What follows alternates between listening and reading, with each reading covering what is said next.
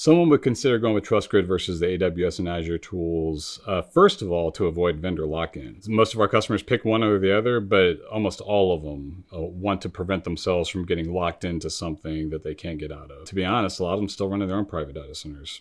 So having something that can span Azure, AWS, and private data centers would be one reason, avoid that vendor lock-in.